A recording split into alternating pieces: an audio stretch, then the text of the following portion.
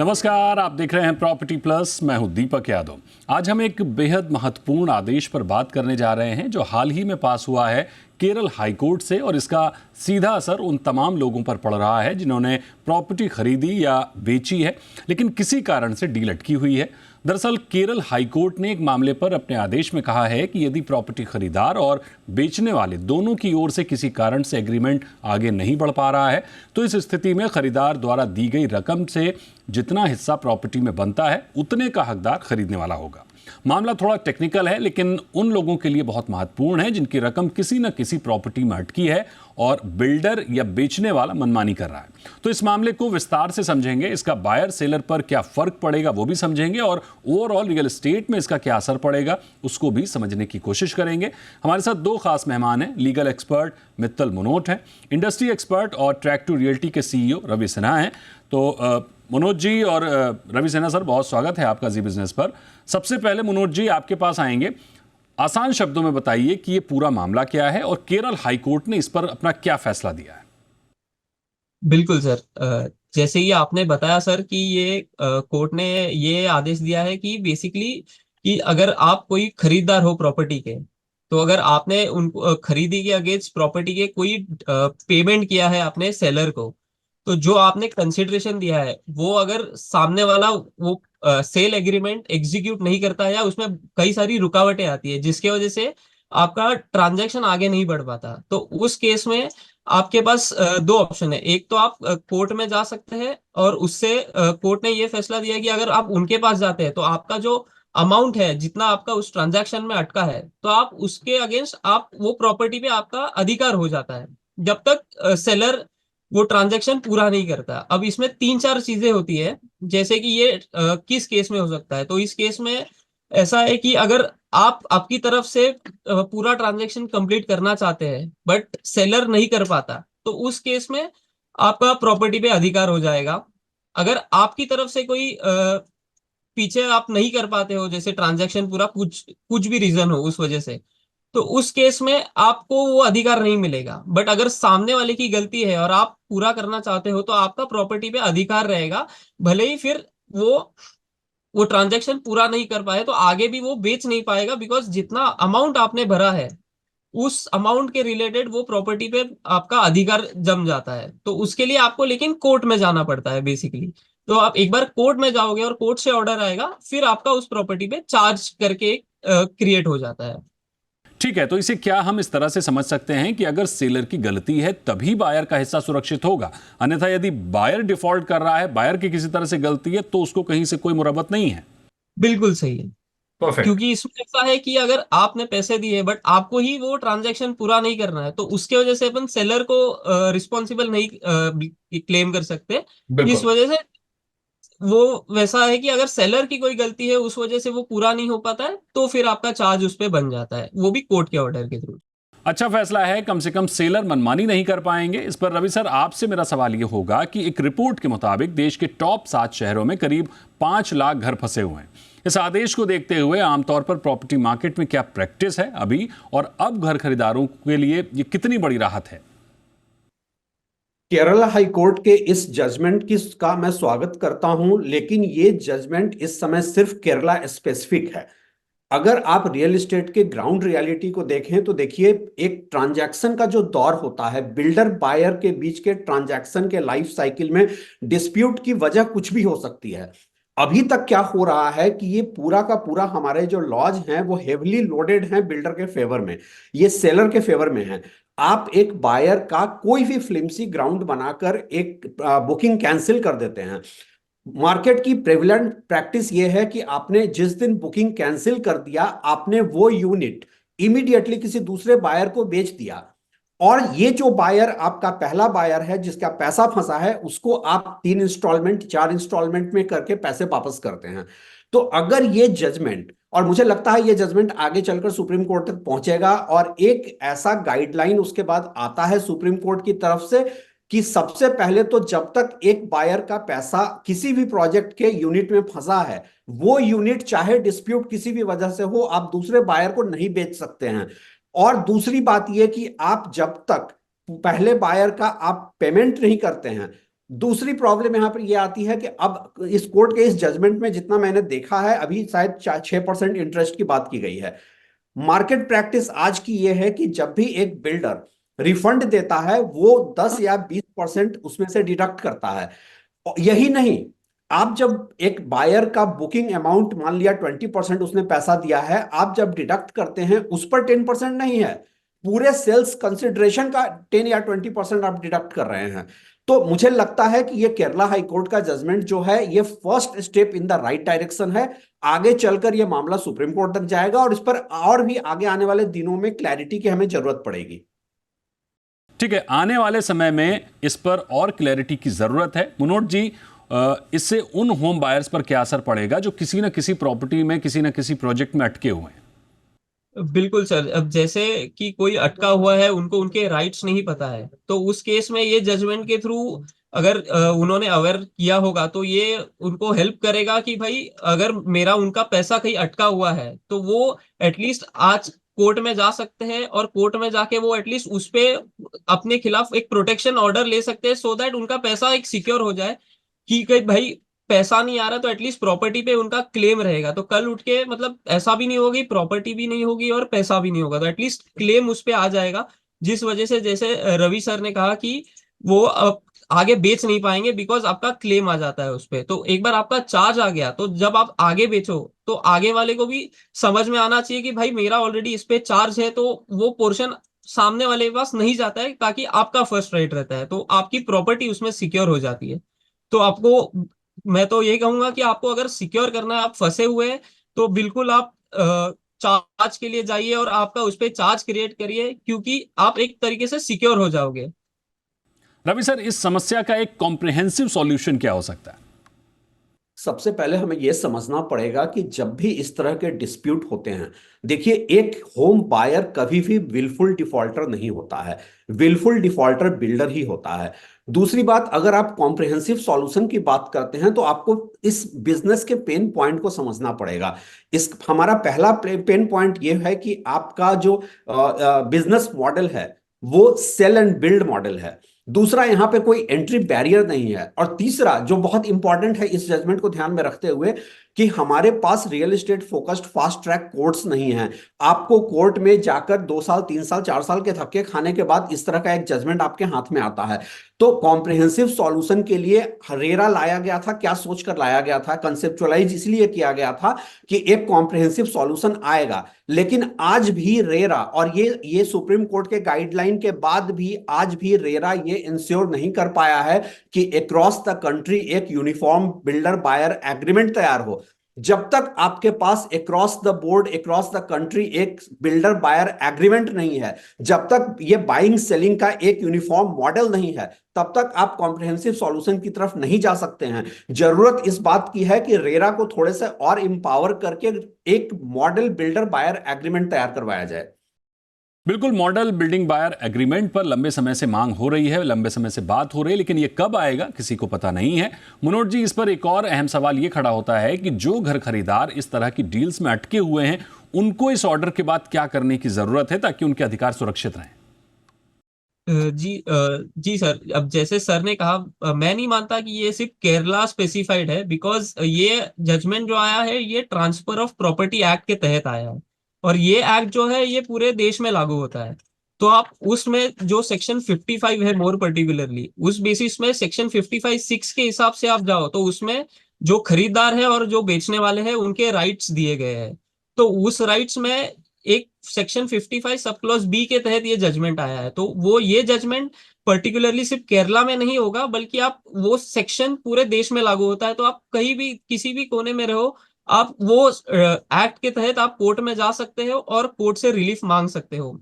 अब उसमें दूसरी चीज ये है कि अगर आप कोर्ट नहीं जाना चाहते, तो अगर आप कोर्ट नहीं जाना चाहते तो आपका कहीं फंसा हुआ है, तो एटलीस्ट आप एक पेपर नोटिस दे सकते हो लोगों को, कि जनरल न्यूज़पेपर में जहां पे वो प्रॉपर्टी है, कि भाई ये आपका ट्रांजैक्शन हुआ है और उसमें आपका ऑलरेडी क्लेम है वो प्रॉपर्टी पे, तो कोई और उसमें डील नहीं करे। तो अगर जो कोर्ट नहीं जाते हैं तो उनके लिए वो भी सोल्यूशन है, बट बेस्ट यही रहेगा कि आप कोर्ट में जाके सिक्योर हो जाए, बिकॉज एक बार जैसे कोर्ट का ऑर्डर आ जाता है तो फिर आप बाउंड हो जाते हो और आप सिक्योर हो जाते हो कि भाई कोई उस पे अगर कुछ कर भी देता है थर्ड पार्टी राइट्स क्रिएट, तो वो आपका पहला उस पे हक होता है। बिल्कुल, ये अहम बात कही आपने। घर बेचने वाले अगर किसी तरह से मनमानी कर रहे हैं तो कम से कम खरीदार के अधिकार सुरक्षित हो जाएंगे। हालांकि एक नज़ीर पेश की है केरल हाईकोर्ट ने, जिससे देश भर के अटके घर खरीदारों को एक उम्मीद की किरण दिखी है।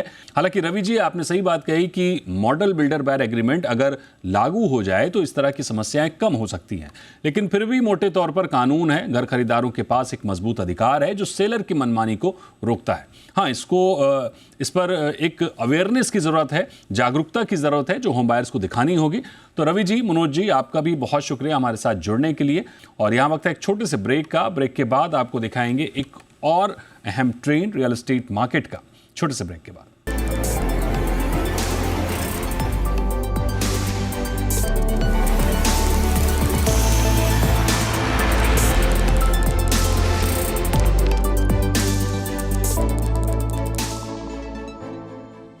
ब्रेक के बाद स्वागत है आपका प्रॉपर्टी प्लस में। और अब रुक करते हैं एक अहम सर्वे का। एक सर्वे के मुताबिक 3 बेडरूम घरों की मांग बढ़ी है। देश में टॉप शहरों में 1.5 करोड़ रुपए तक के घरों में सबसे अधिक ट्रांजैक्शन देखने को मिला है। कमाल की बात, जहां अब तक ट्रस्ट फैक्टर के चलते घर खरीदार रेडी टू मूव घरों को तरजीह दे रहे थे, वहां अब ट्रेंड बदलता हुआ दिखा है और अंडर कंस्ट्रक्शन घरों में मांग बढ़ी है। एक बड़ा तबका रियल एस्टेट को बेस्ट एसेट क्लास के तौर पर देख रहा है।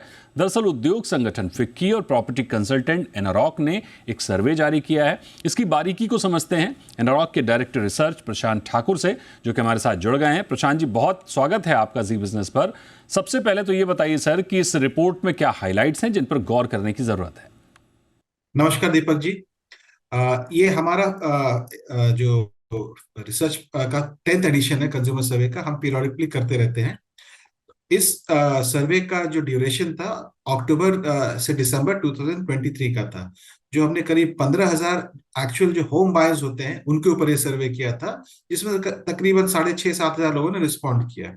और दीपक जी, एक जो अच्छी चीज निकल कर आ रही है जो कि दर्शाता है कि किस तरीके से कॉन्फिडेंस लोगों का बढ़ रहा है रेजिडेंशियल रियल एस्टेट का, वो है कि पहले आपने देखा होगा कि हमेशा लोग प्रेफर करते थे ready to move in inventory के लिए, क्योंकि उनको एग्जीक्यूशन के ऊपर थोड़ा सा डाउट था, टाइमली पोजीशन के ऊपर डाउट था। हालांकि अब रेरा के आने के बाद चीजें इंप्रूव होना शुरू हुई हैं और डेवलपर्स ने भी जिस तरीके से कंप्लीशन पे फोकस किया उसका नतीजा हमें देखने को मिला है। अब लोग न्यू लॉन्च के लिए भी काफी कॉन्फिडेंट है लेने के लिए। हमारे सर्वे में 24% लोगों ने बोला कि हम न्यू लॉन्च प्रोजेक्ट पे कंसिडर कर रहे हैं। रेडी टू मूव इन 23% लोगों ने बोला कि हम ready to move in prefer करते हैं। और कंप्लीशन जिसका 6 मंथ में होने वाला है वो 27% थे। तो ये मैं यहाँ पे आपको एक चीज ध्यान दिलाना चाहता हूँ कि ये न्यू लॉन्च का जो परसेंटेज था पहले काफी कम हुआ करता था एंड लोग प्रेफर करते थे रेडी टू मूव इन। सो अब न्यू लॉन्च भी प्रेफर हो रहा है, जिसकी वजह से मुझे लग रहा है कि आपने देखा होगा कि आजकल डेवलपर्स जब प्रोजेक्ट लॉन्च करते हैं तो अनाउंस करते हैं कि हमारा काफी अच्छा रिस्पॉन्स रहा है। ये इसी का नतीजा है। और सबसे इंटरेस्टिंग बात क्या हुई है कि हमारे सर्वे में पैन इंडिया बेसिस पे अगर आप इसको देखें तो 50% रिस्पोंडेंट ने बोला है कि हमें 3 BHK ज्यादा पसंद है। हालांकि ये आंकड़ा मुंबई के लिए थोड़ा अलग है। मुंबई में अभी भी 44% लोग बोलते हैं 2 BHK लेना चाहेंगे और 1 BHK 17% लोग बोलते हैं। इसका आप ये इससे अंदाजा लगा सकते हैं कि अभी भी मुंबई में प्रॉपर्टी प्राइसेस थोड़ी बाकी शहरों से ज्यादा है। और सबसे इंटरेस्टिंग बात क्या निकल के है जो हमने इस बार देखा है कि लोगों को अब बालकनी चाहिए। उन्होंने बोला है कि करीब हमारे हिसाब से अगर देखिए 75% जो रिस्पोंडेंट थे उन्होंने बोला कि हमें एक बालकनी की आवश्यकता होगी हमारे प्रॉपर्टी में। और अगर महंगाई के दर हिसाब से अगर देखें, लोगों का जो ये मानना था कि इंटरेस्ट रेट बढ़ने की वजह से शायद डिमांड में कमी आएगी, तो हमने ये भी सर्वे किया तो लोगों ने ये क्लियर कट इंडिकेशन दिया है कि जब तक होम लोन 8.5 के दायरे तक है तब तक मुझे लगता है वो कॉन्फिडेंट है आगे जाके परचेज करेंगे। दिक्कत तब आएगी जब 8.5 से ऊपर रेट चले जाते हैं। और 55% लोगों ने बोला है कि इन्फ्लेशन की वजह से उनके डिस्पोजेबल इनकम में थोड़ी कमी आई है। ये आंकड़ा पिछले बार 61%। तो कुल मिलाकर ये मोटा मोटी हमारे सर्वे से निकल कर आया है। प्रशांत सर, इसमें एक और बात जो हमने देखी कि रेडी टू मूव घरों का जो रेशियो है वो कोविड के बाद तेजी से बढ़ा था, लेकिन अब फिर से कम होता हुआ दिख रहा है। यानी अंडर कंस्ट्रक्शन प्रोजेक्ट की ओर ग्राहकों का जो कॉन्फिडेंस है वो बढ़ता हुआ दिखा है। कॉन्फिडेंस बढ़ने की वजह क्या है, कारण क्या है और इस पूरी तेजी के डिमांड ड्राइवर्स क्या है? दीपक जी देखिए, पहले मैं आपको ये बताता हूँ कि क्यों लोगों का कॉन्फिडेंस बढ़ रहा है अंडर कंस्ट्रक्शन प्रोजेक्ट के लिए। अभी क्या हुआ है कि डेवलपर्स ने एग्जीक्यूशन के ऊपर काफी फोकस किया है। पिछले साल करीब 5.5 लाख यूनिट कंप्लीट होकर हैंड ओवर हुआ, और इस साल करीब 5.25 लाख के लगभग यूनिट कंप्लीट होने वाले हैं। तो लोगों ने देखा है कि अब कंप्लीशन हो रहा है और टाइमली डिलीवरी हो रही है। काफी क्रेडिट रेरा को भी जा रहा है, और हम डेवलपर्स को भी क्रेडिट देना चाहेंगे क्योंकि उन्होंने भी एग्जीक्यूशन पे फोकस किया है। तो अगर आप ये देखें कि जब बायर को दिख रहा है कि अभी भी प्राइस, अगर होम लोन रेट को भी देखें, अभी काफी उनके अप्रोचेबल और टॉलरेंस लेवल अगर आप बोले तो अभी भी ठीक है। अफोर्डेबिलिटी प्राइस बढ़ने के बावजूद भी अभी आप देखें तो एक एक दायरे में है जिसको आप बोल सकते हैं कंफर्टेबल है। तो अगर आप देखें, इंटरेस्ट रेट अभी भी ठीक ठाक चल रहा है।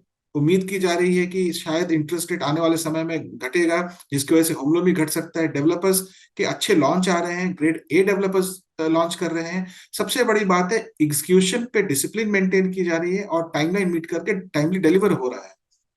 और मेरे ख्याल से कोविड के बाद जो एक लोगों को समझ में आई थी कि real estate, residential real estate एक सेफ क्या कह सकते हैं कि एक बेट है अगेंस्ट एनी अनसर्टेन सिचुएशन, वो मुझे लगता है थॉट प्रोसेस बढ़ा ही है। और इन सब चीजों को अगर आप मिलाकर देखें, इसी की वजह से बाजार में मोमेंटम है।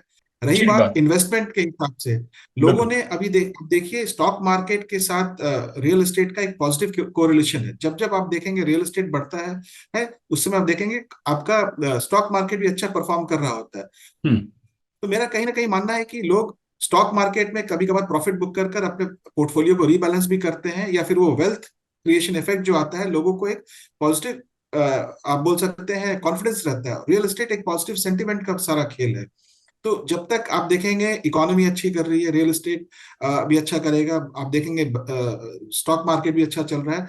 सो अभी मेरे ख्याल से ऑल फिंगर्स क्रॉस्ड, सारे आप वेरिएबल्स देखिए अलाइंड है, और आने वाले समय में आप देखेंगे इसमें बढ़ोतरी ही होने वाली है।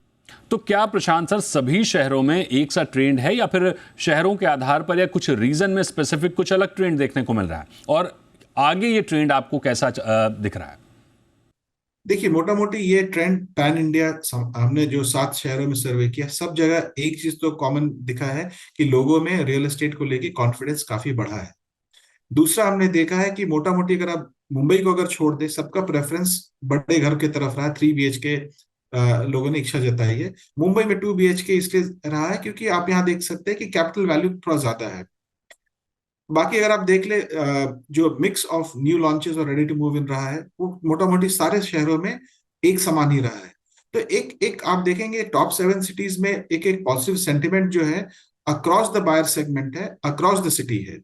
और इसका 2-3 कारण, जैसा मैंने पहले आपको बताया, आप ये पैन इंडिया ट्रेंड देख रहे हैं जहां पे सारे शहरों में जो भी अच्छे न्यू लॉन्च हो रहे हैं are led by grade A developers.